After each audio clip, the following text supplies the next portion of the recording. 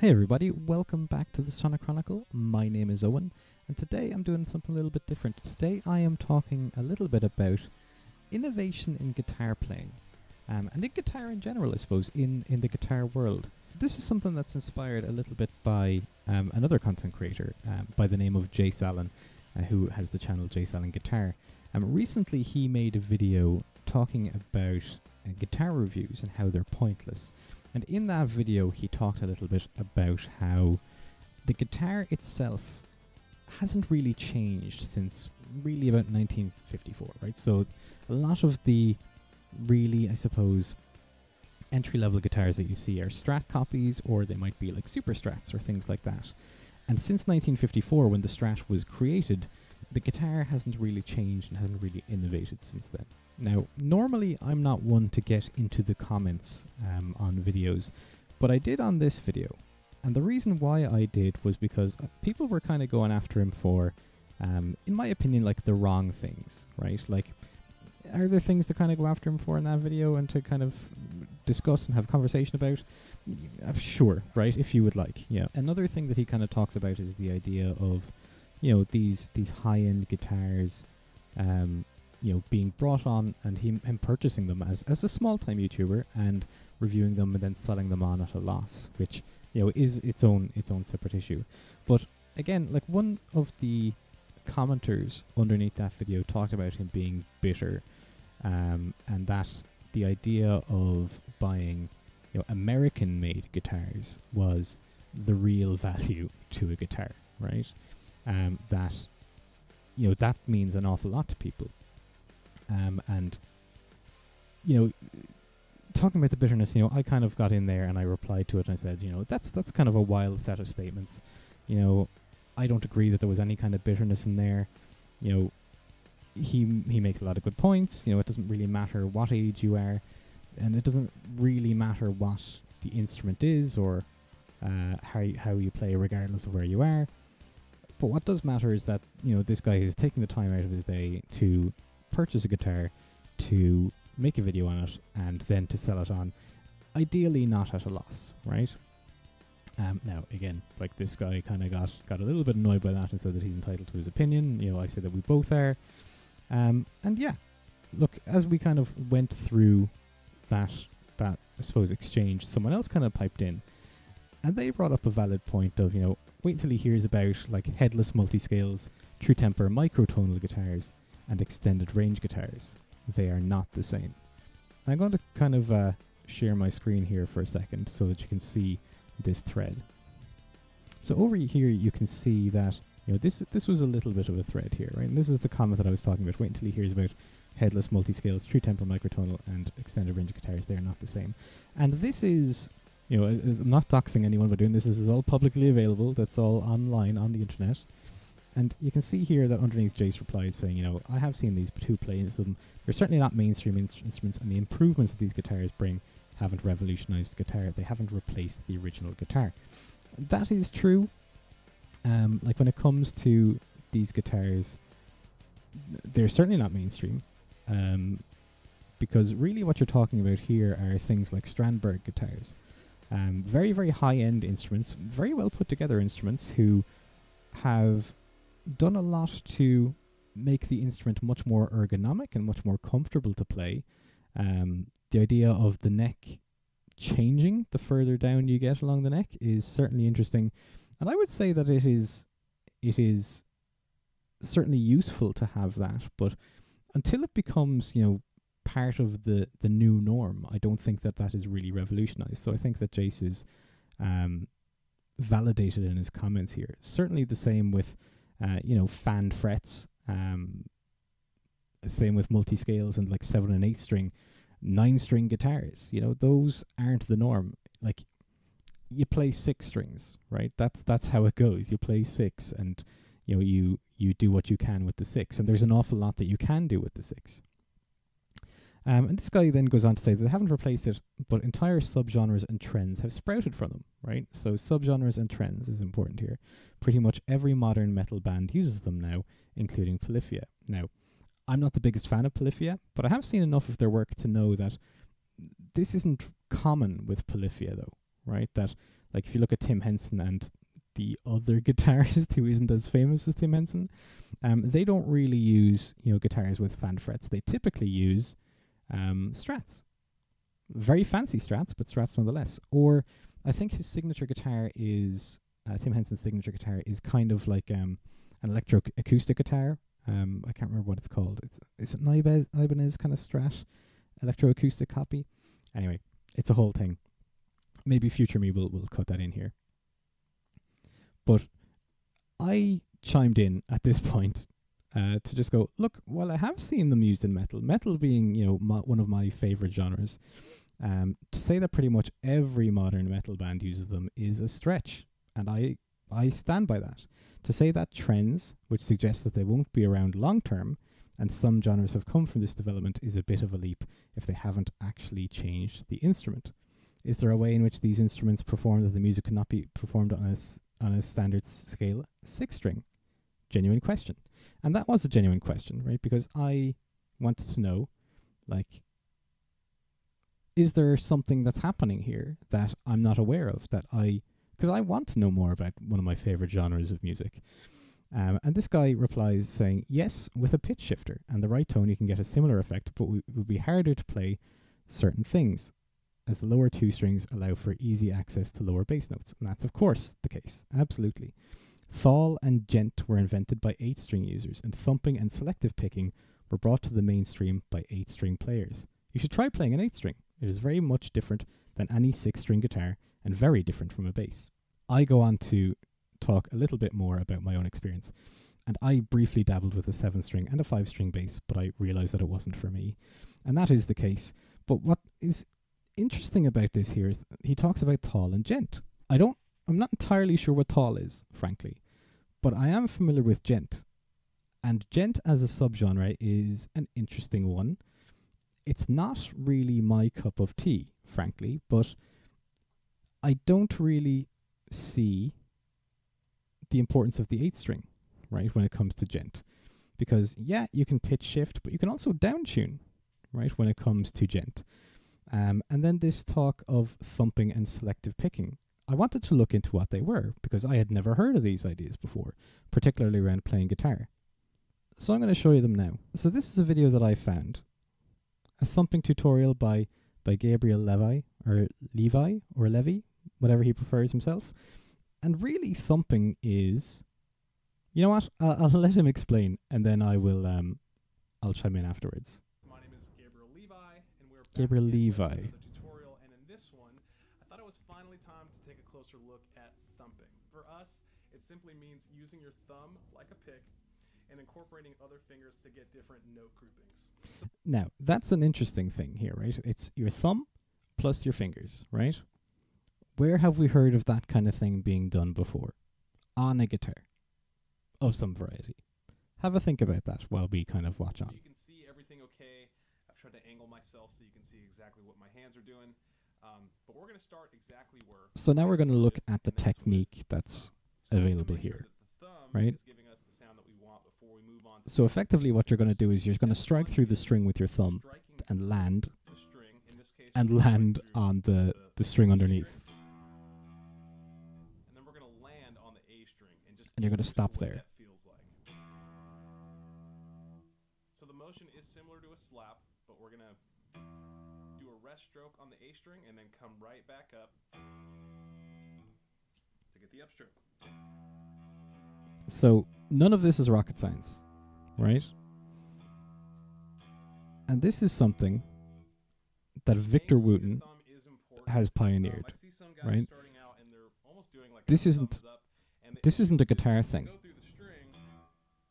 You're almost inevitably going to mute the string that you just went through. So cool. So I think we kind of get the idea here, right? And effectively, this isn't innovation, right? This isn't new to the guitar. This is something that bass players have been doing for years and years and years. Again, developed by Victor Wooten, or kind of, I suppose, perfected by Victor Wooten. But it is effectively just string through bass, or thumb through slap bass. And that's all it is. You are just taking it from the bass community and you're applying it to your guitar. Granted, the string spacing between the guitar strings makes this more challenging, but that's all it is. You are just taking this technique from the bass and you are now applying it to the guitar. That's all you're doing. Now, let's take a look at the other technique that was referred to here, and this is selective picking. Okay, so you might remember a moment ago, Zachary Levi was referring to a gentleman named Tosin Abasi, and he was the guy that he heard of doing the thumping, which again is just thumb through slapping from a bass. He also talked about selective picking, and Tosin Abasi does it here, and this is the video that I found anyway, that was a nice description of selective picking.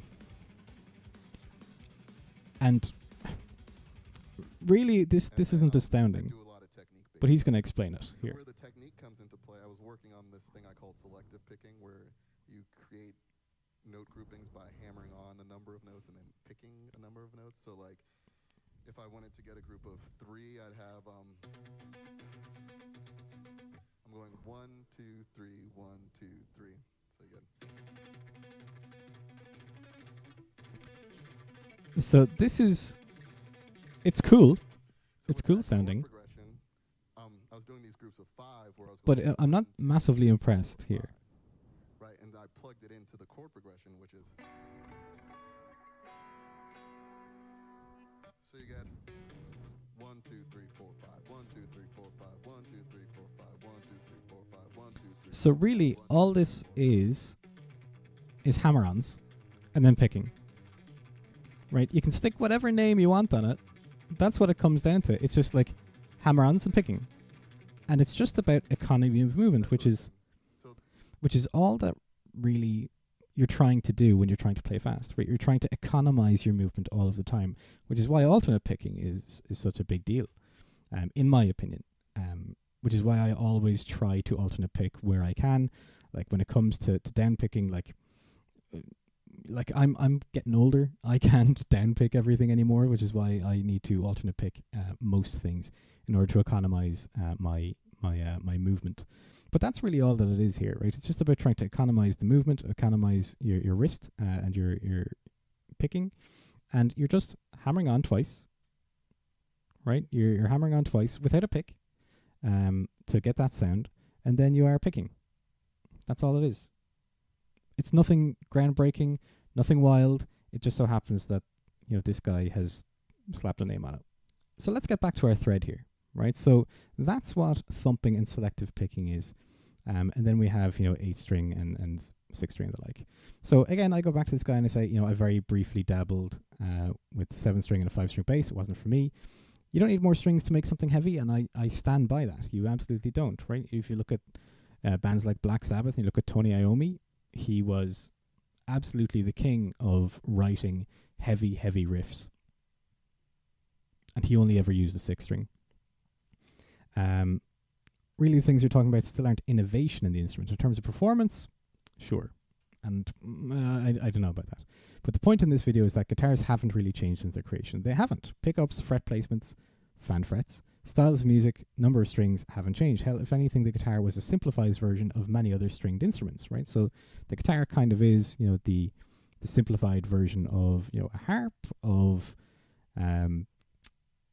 the sitar, of what's that Asian instrument? What's it called? Oh, I can't remember the name of it. Future me, if you can remember that, plug it in here, that would be great. I don't disagree that Gent and Thal have been interesting developments in metal, but if you look at people like K-Mac, they're doing fine with 6 strings, as are other metal musicians outside of those genres. I would like to point you in the direction of a Fender Bass 6, though.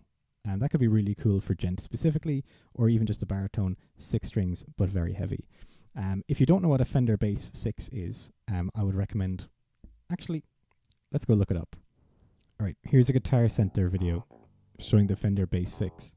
So it's effectively just a guitar that is on a short scale bass body by the looks of things and has some thicker strings. So it's kind of like a nice blend between a guitar and a bass. So imagine that with like a heavy distortion on it. That would be pretty cool.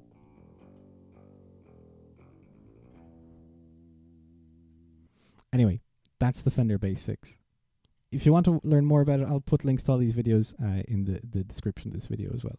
Anyway, the other point in this video, though, is that are those 7 or 8 string multi-scale instruments cheap? Is there a budget line? And if so, can they be offloaded relatively quickly? And is there any kind of resale market? It's a tough question to answer for me, but you might have more insight. And, again, this is coming from a place of, good faith, right? I'm looking for answers to these questions. Like, I don't necessarily know all that there is to know about Gent. I have some passing interest in that community and in terms of the genre, but I'm by no means an expert in any capacity. So I'm entering into this in good faith. Now, I don't, believe that there is cheap 7 or 8 string multi-scale instruments. I don't think that there is a budget line for them. I think that the addition of that additional string or 2 strings jumps the price of an instrument substantially, because you need to have a wider neck, right? You need to have a different body for those things. You need different electronics, presumably, to go alongside them. But this guy kind of comes back and he goes, yeah, you don't need an 8 string for anything, but you can't deny that they have inspired innovation in technique, though I do deny that. Fishman pickups are not the same as the old pickups you find in a Fender, and Sustainiacs are certainly a development. I agree with the Sustainiacs being a huge development. This guy says, of course, guitar is still guitar, but I'm saying it has evolved in function and form and quality over the years. I don't necessarily agree with that statement myself. But Sustainiacs are an interesting development, though I think that they are very, very situational. Like, you would buy a guitar with the Sustainiac, and that would be your guitar with the Sustainiac. Okay, so believe it or not, this is the Sustainiac webpage. This is what it looks like, and this is their FAQ page, right? So they talk a little bit about sustain generally. But effectively what a Sustainiac pickup is a way for you to have infinite sustain, kind of like an EBow kind of thing. But it's based around a specific part of your string, right? So you can't have like the sliding effect of an EBow, right? But it effectively means that you can sustain your signal forever, as long as you keep the string vibrating, right? That's what it does. It keeps the string vibrating. So as long as there's no other impact on that string, it'll keep going forever. All right, so this says that Sustainiac sustain systems are engineered to give you controllable, reliable feedback sustain every time. The feedback sustain that you get with a Sustainiac sustainer is much more intense and predictable than you get from your amplifier. So if you were to like walk up to your amp and you were to try and find the right position to put your guitar in front of the amplifier, you would get feedback, but this is controllable. You get this reliable feedback sustain at any volume setting, even with the amplifier volume turned down to 0 or when going direct into a mixer board in the studio. So it's your pure unprocessed pickup signal. Okay, so in the wild, this is what your Sustainiac pickup looks like, right? It's got this board inside of it, so it's not the same as like a regular pickup, effectively. When not in use, the Sustainiac driver functions as an active neck single coil pickup, which is fine. That's absolutely fine. But the Mansum Custom Aux auxiliary board holds the Sustainiac Stealth Pro system control switches and connects to the main electronics board via a pre-made wiring harness. So there's an awful lot more electronic work that goes on behind the scenes here. But that's effectively what a Sustainiac is. It's just a different type of pickup that allows you to sustain your sound basically forever. The other type of pickup that was referred to there is the Fishman pickups, right? And these are Fishman Fluence pickups. They are relatively recent. They look pretty cool though, right? So they look like that kind of thing. Again, you've got Tosin Abasi over here, who has an artist pickup apparently. And effectively, this is just like talking about like the core and so on, right? Now, they're multi-voice pickups is what they're referred to as here. So these pickups have different voices, as you can see here, or what they refer to as voices. So you've got the modern active high output. You have crisp, clean, and fluid. And you have a single coil sound. So I imagine that a neck humbucker tone is what they're referring to here. Okay, and then they have this other one, the ceramic one. So that's Alnico. This is ceramic. And both of them have 3 voices, again, what they refer to as here. Now, this is a ridiculous comment here. I want the least amount of stuff between my fingers and the listener's ears as possible. I found that I've actually become a better guitar player playing these pickups. But scrolling down here, you can see that you've got Alnico and you've got ceramic. That's standard pickup stuff. You have Alnico magnets and you've got ceramic magnets in there. And you've got magnetic circuit of bar magnets with blades. You've got output impedance. You've got draw. And you have battery life. So they're active pickups as well. As long as there are magnets and wires involved, these are just pickups. That's all they are. Now, in terms of the output available, I imagine that it is probably high ampage or high wattage output going into your amp. But like effectively, they're just electromagnets with pole pieces in them that pick up vibrations from your strings. I don't really see how they are much different to your regular pickups in your guitar. Now, granted, I'm not looking at any kind of charts that will show the output, the response of the pickups, but I can't imagine that they are much different. So coming back to this, that's where I left that conversation. And this guy says the guitar is still guitar, and that is absolutely true. And he's saying that I'm saying it has evolved in function and form and quality over the years. Form, absolutely. Like, again, you look at Strandberg guitars, they've changed. Since the Strat came out, you had the Les Paul, you had the Les Paul, the original SG, which was also a Les Paul. You've had like V's and you've had Explorers and all that kind of thing. But again, like, they tend to be quite expensive, quite high-end guitars with high-end, parts and things like that. That's not the norm, and that's not the purpose of the video that Jay Salin released. He was talking about, the cheap guitars, beginner-level guitars, entry-level guitars that he gets and he reviews and sells on. It doesn't really tend to change that much. If you want to go out and get those things and you have a lot of money, you can go out and you can do that. But really speaking, like, your average Joe Soap isn't really going to do that. In terms of function, not really. You're still playing a six-stringed instrument. You're still playing what is normally a six-stringed instrument. And in terms of quality, I will agree that the quality has changed even for low-level, even for entry-level beginner guitars, because CNC has just revolutionized everything. So, why did I make this video? I suppose I made this video just to talk about the idea of innovation and the idea of the guitar changing over time. I wanted to talk a little bit about this thread because I thought it was quite interesting. I thought it was entered into in good faith eventually by both parties, and we both kind of came out to an understanding in the end somewhat. Again, I still don't agree with the points that were made by that particular poster on that thread. Certainly not all of them. But, it is what it is. We learned something here today.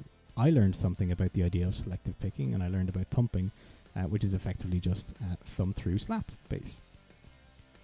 But I want to know your thoughts. Tell me what you think about innovation in guitar, right? Do you think that the change of a body shape is enough for there to be innovation? Do you think that technique has changed much in the 70 years since the Strat came out, or I suppose 72 if you count the Telecaster as the first guitar? What has changed in the world of guitar? Tell me in the comments section below. And also, if you like this video and you like what we've talked about here, if it's made you think, maybe think about giving me a subscription as well. Subscribe to the channel to hear more of these kinds of things. And like this video if you have enjoyed the ride and you've learned something here as well. Alright? But thank you again so much for watching, and I will see you in the next video. Bye bye.